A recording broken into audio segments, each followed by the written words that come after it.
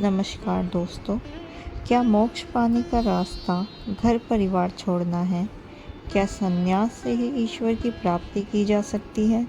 भगवान श्री कृष्ण ने बताया है कि कैसे कर्म करते हुए भी तुम ईश्वर तक पहुंच सकते हो। जानिए भगवद गीता के 5वें अध्याय सांख्य योग का गहरा और प्रेरणादायक संदेश। भगवद गीता का 5वां अध्याय सांख्य योग यानी त्याग और कर्म योग का तुलनात्मक विश्लेषण।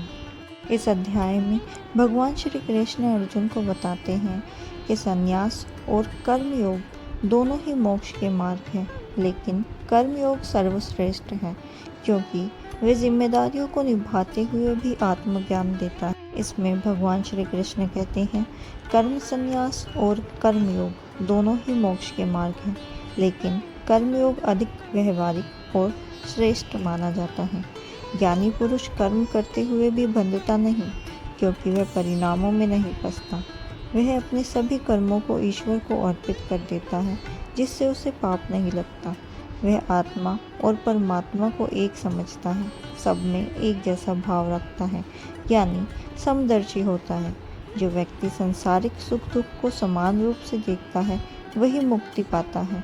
वह ब्रह्मलीन हो जाता है, यानी ईश्वर में स्थित हो जाता है। भगवद गीता के 5वें अध्याय में कुछ प्रमुख श्लोकों की महत्वता के बारे में बताया गया है, जैसे जो फल की इच्छा नहीं करता वही सन्यासी और योगी है। मतलब त्याग वह नहीं जो कर्म छोड़े, बल्कि जो फल की अपेक्षा छोड़े वही त्यागी होता है।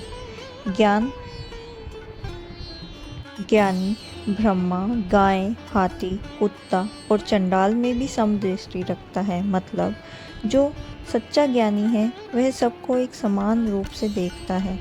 जो मुझको समस्त युगों और तपों का और लोकों का स्वामी जानता है वह मुझको भजता है और शांति को प्राप्त करता है। मतलब ईश्वर को ही सबका स्वामी और कर्मों का स्वामी मानना, यही सच्ची भक्ति है। इस अध्याय से हमें सीख मिलती है कर्तव्य से नहीं भागना चाहिए, बल्कि बिना फल की इच्छा के कर्म करना ही मुक्ति का मार्ग होता है। सच्चा त्यागी वही होता है जो मन से त्याग करता है, कर्म को नहीं छोड़ता। समान बुद्धि, शुद्ध अंतःकरण और ईश्वर में स्थित भाव ही मोक्ष का कारण बनते हैं। तो साथियों, भगवद गीता का यह 5वां अध्याय हमें यही सिखाता है, त्याग केवल कपड़ों या जंगल में जाने का नाम नहीं, बल्कि इच्छाओं का त्याग ही सच्चा संन्यास है। कर्म करो, लेकिन फल की चिंता किए बिना बस ईश्वर में स्थित रहो। जो इस रहस्य को जान लेता है वह न केवल जिंदगी में शांति पाता है, बल्कि परम शांति यानी मोक्ष को प्राप्त करता है। अगर आपको यह अध्याय पसंद आया हो तो लाइक करें, शेयर करें और चैनल को सब्सक्राइब करना ना भूलें, ताकि अगला अध्याय आपसे मिस ना हो। मिलते हैं छठे अध्याय ज्ञान योग के साथ।